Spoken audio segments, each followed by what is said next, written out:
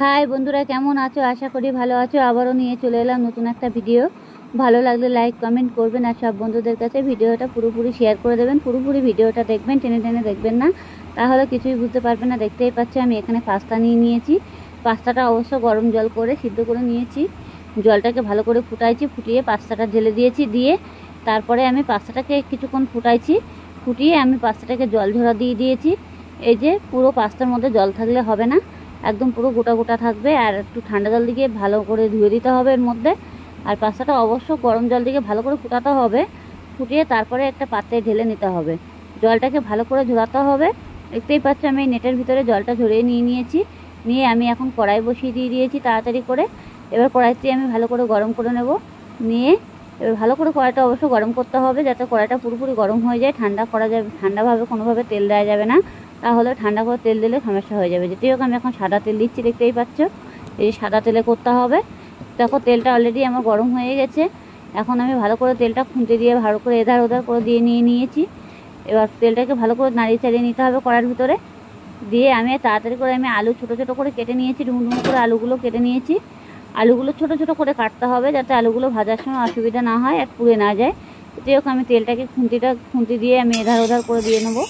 এই যে দেখতেই পাচ্ছ তেলটা এধার ওধার করে দিয়ে নিচ্ছি, যাতে কোনোভাবে কড়াইয়ের ভিতরে না লাগে। আর অবশ্য কড়াইয়ের ভিতরে লেগে গেলে তখন একটা সমস্যা হয়ে যাবে, দেখতে ভালো লাগবে না, খেতেও ভালো লাগবে না, টেস্টি লাগবে না। যাই হোক এখন আমি এর ভিতরে আলুগুলো দিয়ে দিয়েছি, আর দুখানা লঙ্কা দিয়েছি। অবশ্য বাচ্চা খাবে তো তার জন্য লঙ্কা দিয়ে দিয়েছি দুখানা, বেশি লঙ্কা দেওয়া যাবে না।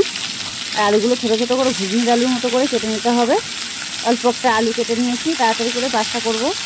এবার ছেলেটা বেরিয়ে যাবে, তাড়াতাড়ি করে কি করব এখন সকালবেলায় সকালবেলায় উঠে এই পাস্তা তৈরি করতে হবে। এখন পাস্তার ভিতরে এখন ডিম দিয়ে পাস্তা করে নেবো। তাড়াতাড়ি একটা ঘরে বসে এই রেসিপি ঝটপট করে নিন, তাড়াতাড়ি হয়ে যাবে। আর খেতেও কিন্তু খুবই দারুণ লাগে। যাই হোক এখন আমি আলুগুলো ভালো করে ভেজে নেব। ছোটো ছোটো আলু। এখন যেটি হোক আমি এখন লবণ দিচ্ছি না, লবণটা একটু পরে দিচ্ছি। আলুগুলো একটু লাল লাল করে ভেজে নেব। এবার নিয়ে আমি পেঁয়াজ কেটে রেখেছি, পেঁয়াজগুলো দিয়ে দেবো। 3খানা পেঁয়াজ দিয়েছি। অবশ্য পেঁয়াজ দিতে হবে, একটু বড় বড় করে কাটতে হবে পেঁয়াজগুলো, বেশি কুচু করা যাবে না, তাহলে কুচু করলে পেঁয়াজগুলো একদম পুরো ভাজা ভাজা হয়ে যাবে, পুড়ে যাবে তাড়াতাড়ি করে। যাই হোক আমি 3খানা পেঁয়াজ দিয়েছি, ডুমো ডুমো করে আলুর সমানে পেঁয়াজগুলো কেটে দিয়েছি। আলুর সাথে সাথে পেঁয়াজগুলো পুরোপুরি ভাজা হয়ে যাবে, দেখতেই পাচ্ছ। আর একটু তেল দিতে হবে, সাদা তেল মনে করে সাদা তেলটা দেবেন, সরষের তেল দেবেন না। সরষের তেলটা দিলে পরে চিটচিটে ভাব হয়ে যায়, আর খেতেও কেমন একটা অসুবিধা লাগে আর কি। সাদা তেলে করলে পরে টেস্টি হয় আলাদা। পাস্তা সবসময় সাদা তেলে করাই ভালো, সরষের তেলে করলে বেশি ভালো লাগে না, আর কেমন চিটচিটে ভাব লাগে। যাই হোক আমি এখন লবণ দিয়ে দিলাম। সেই বুঝে লবণ দিতে হবে, যাতে পাস্তার ভিতরে আর না দিতে হয়। আমি তার পাস্তার ভিতরে আর লবণটা দেবো না, সেজন্য আমি এখন লবণটা দিয়ে দিয়েছি। এবার আমি আলুটা ভালো করে নাড়াচাড়া দেবো, যাতে আমার আলুটা পুরোপুরি সিদ্ধ হয়ে যায়। সিদ্ধ না হওয়া পর্যন্ত আমি পাস্তা দেবো না। এখন আলুগুলো এই তেলের ভিতরে পুরোপুরি সিদ্ধ করে নেবো। আলুগুলো ভালো করে ভেজে নিতে হবে, লাল লাল করে। অবশ্য দেখতেই পাচ্ছ আলুগুলোর কালার চলে এসেছে। আর পেঁয়াজগুলো কিন্তু বেশি পুরানো যাবে না, আলুর সাথে সাথে পেঁয়াজগুলো ভালো করে ভাজতে হবে।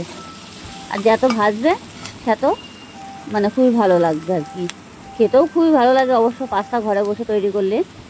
দেখতেই পাচ্ছ সকালবেলায় আমি কি করব, তাড়াতাড়ি করে আমি এখন ডিউটিতে বেরোবো বলে তাড়াতাড়ি করে সকালবেলায় উঠে আমি পাস্তা বসিয়ে দিয়েছি ছেলেটার জন্য। ছেলেটাও বেরোবে, ও একটা কোম্পানিতে জয়েন্ট হয়েছে, সেই জন্য তাড়াতাড়ি করে আমি কী করবো, এখন ওর খাবার তো বানিয়ে দিতে হবে। যাই হোক আমি এখন হলুদ দিয়ে দিয়েছি, অল্প করে হলুদ দিতে হবে, পুড়ে না যায়। হলুদ পোড়া গন্ধ বেরোয়, কিন্তু পাস্তাটা অনেক সময় একটু হলুদ টান হয়ে গেলে তখন একটু হলুদটা পোড়া পোড়া গন্ধ বেরিয়ে যায়। যাই হোক সেই বুঝে হলুদটা দেবে, পুড়ে না যায় আর কি। দেখতেই পাচ্ছ হালকা আমি এখন একটু জিরের গুঁড়ো দেবো হালকা পরিমাণে। যেটি হোক আমি এখন ডিম দেবো তো, তার জন্য একটুখানি জিরের গুঁড়ো দিতে হবে। জিরের গুঁড়োটা দিলে টেস্টি হবে আর কি। আমার আলুটা অলরেডি ভাজা হয়ে গেছে, দেখতেই পাচ্ছ একদম পুরোপুরি। তাই হোক যা হলেও আমি এটাকে ভালো করে ভেজে নেবো। এবার আমি পাস্তাটা সিদ্ধ করে রেখে দিয়েছি, সেই পাস্তাটা এখন দেখতে হবে যে এখন ঠান্ডা হয়ে গেছে কিনা। অবশ্য পাস্তাটা ঠান্ডা করে নিতে হবে, গরম অবস্থায় পাস্তা দিলে পুরো ভেঙে যাবে, কড়াইতে লেগে যাবে, সেটা একটু খেয়াল রাখবে। দেখো আমার আলুগুলো অবশ্য হয়ে গেছে, আমি এখন গালিয়ে গালিয়ে দিচ্ছি, দেখে নিচ্ছি, খুঁটি দিয়ে কেটে নিচ্ছি, হয়ে গেছে আলুগুলো, দেখতেই পাচ্ছ। দেখো তো এবার আমি এখন ডিমটাকে দেবো ভালো করে। যেটি হোক আমি আলুটা আর একটু ভেজে নেবো, নিয়ে আলুটা সাইড করে নেবো মিডিল পজিশনে। আলুগুলো আমার তোলা লাগবে না, এই আলুর ভিতরে ডিমটা আমি দিয়ে ভেঙে ভালো করে ভেজে নিতে হবে। যাই হোক, আলুগুলো তার আগে আমি আরও একটু ভাজে নেবো ভালো করে। এর ভিতরে কোনো কিছুই দেওয়া লাগে না, আর যদি চাইলে পাস্তার মশলাও দিতে পারো, কোনো অসুবিধা নেই। যাই হোক, আমি এখন আলুগুলো সাইড করে দিয়েছি, দিয়ে এখন আমি ডিমটাকে ফাটাবো। এই ডিমটাকে ফাটিয়ে দিলাম, ফাটিয়ে আমি এখন দিয়ে দিচ্ছি। দেখতেই পাচ্ছ ডিমটা দিয়ে দিলাম। এবার ডিমটাকে ভালো করে ঘেরতে হবে, নাড়াচাড়া দিতে হবে, একদম পুরো ধীরে ধীরে হয়ে যাবে ডিমটা আলুর সাথে। এই যে আলুর সাথে ডিমটা পুরোপুরি ধীরে ধীরে হয়ে যাবে, একদম মানে কোনো লাগালাগির কোনো সিন থাকবে না, আর পুরো ভাজা হয়ে যাবে ডিমগুলো, একদম পুরো ভাজা ভাজা হয়ে যাবে আর ঝাড়া ঝাড়া হয়ে যাবে ডিমগুলো। আলুর সাথে দিয়ে দিচ্ছি, দিয়ে এটাকে ভালো করে আবারও ভেজে নিতে হবে। আমার আলু তোলার কোনো চিন্তা ভাবনা নেই অবশ্যই ভিতর থেকে। দেখতেই পাচ্ছ কড়ার ভিতরে কোনোভাবে লাগছে না, যদি মনে করে লেগে যাচ্ছে তাহলে গ্যাসটাকে একটু কমিয়ে দেবে, তাহলে কোনো প্রবলেম হবে না। যাই হোক, ডিমটা আমার পুরো ভাজা হয়ে গেছে, দেখতেই পাচ্ছ। দেখো তো একদম পুরো ভাজা হয়ে গেল ডিমটা আলুর সাথে। অবশ্য এইভাবে ভেজে নিতে হবে পাস্তা করতে গেলে, আর পাস্তাটা কিন্তু খুবই দারুণ টেস্টি হবে, আর খেতেও কিন্তু খুবই স্বাদ হয়। অবশ্য আপনারা চাইলেও মাংস দিয়েও করতে পারো, অসুবিধা নেই, চিংড়ি মাছ দিয়েও করতে পারো, সবভাবে পাস্তা করা যায়। এই যে আমি এখন কড়াটা ঠিক করে বসিয়ে দিলাম, দিয়ে আমি এখন পাস্তাগুলো নিয়ে নেব। পাস্তাগুলো এখন দিয়ে দেবো ভিতরে। পাস্তাগুলো এখন নিয়ে এখন অবশ্য পাস্তাগুলো একটু গরম গরম ভাব আছে, অবশ্য ঠান্ডা করতে দিয়েছি আমি। তার আগে আমি জল ঢেলে দিয়েছিলাম পাস্তার ভিতরে, ঠান্ডা জল যাতে ঠান্ডা হয়ে যায়, গোটা গোটা থাকে, ভেঙে না যায়। পাস্তাগুলো ভেঙে গেলে হবে না আবার কিন্তু। যেটি হোক, আমার ভাজাটা অলরেডি হয়ে গেছে। হালকা আমি একটুখানি গরম মশলা দিয়ে দেবো অল্প করে। এই যে অল্প করে একটু গরম মশলা দিয়ে দিলাম, গন্ধটা যাতে সুন্দর বেরোয়। অবশ্য পাস্তার মশলা আলাদাই হয়, আপনারা চাইলে পাস্তার মশলা দিতে পারো, কোনো অসুবিধা নেই। পাস্তার মশলাটা আজকাল কেমন যেন একটা ভটকা ভটকা গন্ধ বেরোয়, আমার আবার ভালো লাগে না, সেই জন্য আমি আর পাস্তার মশলাটা দিলাম না। আপনারা চাইলে দিতে পারো, কোনো প্রবলেম নেই। যাই হোক, এটাকে আমি ভালো করে একটু নাড়াচাড়া দিয়ে ভেজে নিয়েছি। নিয়ে আমি এখন পাস্তাটা নিয়ে এসেছি, নেটে ঝরাতে দিয়েছিলাম এই দেখো পাস্তাগুলো। তাও আমার পাস্তাগুলো এখন হয়ে গেছে, ঠান্ডা জল দিয়েছিলাম পাস্তার ভিতরে, আর এই নেটের ভিতরে রাখতে হবে পাস্তাগুলো। সিদ্ধ করে নিয়েছিলাম আমি, সিদ্ধ করে নিয়ে এখন আমি এই পাস্তাগুলো এখন হাত দিয়ে দিয়ে ছাড়িয়ে ছাড়িয়ে দেবো। আস্তে আস্তে করে হাত দিয়ে ছাড়াতে হবে, তাহলে ধীরে ধীরে হয়ে যাবে। এই যে ছাড়িয়ে দিচ্ছি, দেখতেই পাচ্ছ, কোনো ভাঙবে না, কিছু হবে না। ওসব মনে করে ঠান্ডা জল দিতে হবে। পাস্তাটা সিদ্ধ করে যখন ঢালবে পাস্তাটার ভিতরে, কোনো নেটে ঝরাতে দেবে, তখন কিন্তু একটু ঠান্ডা জলটা মনে করে দিতে হবে, না হলে এই গরম অবস্থায় রাখলে পরে তখন দলাটা আটকে যায়। এটি হোক, আমি ঠান্ডা জল দিয়েছিলাম, তাও একটু হালকাভাবে দলা আটকে গেছে। পাস্তা এমনি ঠান্ডা হয়ে গেছে, অসুবিধা নেই। এবার দেখো আমি পাস্তাটা ভালো করে ভেজে নেবো। অলরেডি ভালো করে পাস্তাটা ভাজতে হবে, এটা ভাজতে ভাজতে পুরো লাল কালার হয়ে যাবে, একদম পুরো কালার হয়ে যাবে। খেতেও কিন্তু খুব দারুণ লাগে, এত টেস্টি হয় পাস্তা এইভাবে রান্না করলে পরে। পাস্তা সবভাবেই করা যায়, কোনো প্রবলেম নেই। চিংড়ি মাছ পাইলে চিংড়ি মাছ দিয়ে করা যায়, মাংস দিয়ে করা যায়, মাংস দিয়ে করলে কোনো তুলনায় থাকে না। যেটি হোক, আমি এটা ডিম দিয়ে করছি পাস্তা। সবভাবে সব রকমভাবে করলে পরে খেতেও কিন্তু দারুণ লাগে। সবজন একভাবে করতে হবে তার কি মানে আছে। যাই হোক, এটাকে আমি এখন ভালো করে ভেজে নেব পাস্তাটা। এর মধ্যে কোনো তেল কিছুই দেওয়া লাগবে না, যেটুকু তেল মশলা যা দেওয়ার মধ্যে আমি ওই সবজিটার ভিতরে দিয়ে দিয়েছি। দিয়ে এটাকে একটু লাল লাল করে ভেজে নিতে হবে, একটু অলরেডি ভাজতে হবে, পাস্তাটা পুরো ধীরে ধীরে হয়ে যাবে। এটাকে অলরেডি নাড়তে হবে একটু ভালোভাবে, যাতে পুড়ে না যায়। আবার কড়ার ভিতরে পুড়ে গেলে কোনো টেস্টি থাকবে না, আর খেতেও কিন্তু বাজে লাগবে, পুড়ে গেলে হবে না। যাই হোক, এটাকে আমি ভেজে নেবো।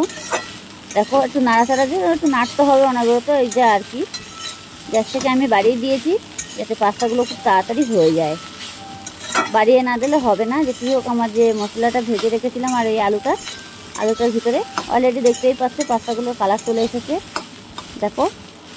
আর খেতে এত দারুণ টেস্টি লাগে, ঘরে বসে আপনারা এই রেসিপিটা একবার চেষ্টা করে দেখুন, করে তাহলে বুঝতেই পারবে কত স্বাদ এই পাস্তার এইভাবে রান্না করলে।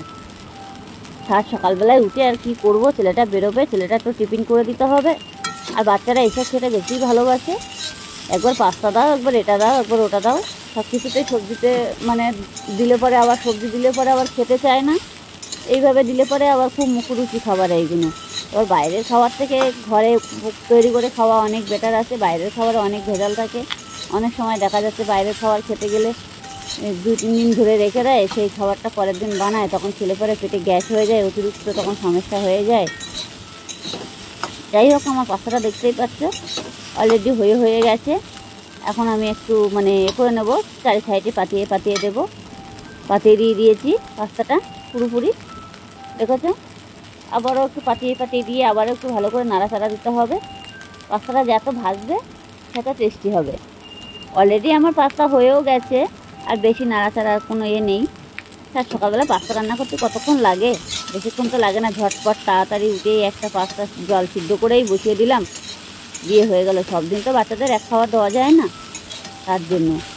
আর সব দিন বাচ্চারা এক খাবার বেশি পছন্দ করে না, আজকে এটা দিলাম কালকে ওটা দিলাম, সেভাবে দিতে দিতে বাচ্চারা এমনিতেই মুখরুচি খাবার, তখন বাইরের খাবার ভালো লাগবে না। একবার ঘরে বসে বাচ্চাদের জন্য একবার খাবার এটা ওটা করে দিলে তখন বাচ্চারা বাইরের খাবার বেশি পছন্দ করবে না। তা না, ভাববে যে আজকে এটা বানিয়ে দিয়েছে এটা খাবো, তাহলে বাইরের খাবার কেন খাবো? সেই কারণে যাই হোক, এটাকে আমরা ভালো করে নাড়াচাড়া দিলাম। অনেক কথা বলে ফেললাম।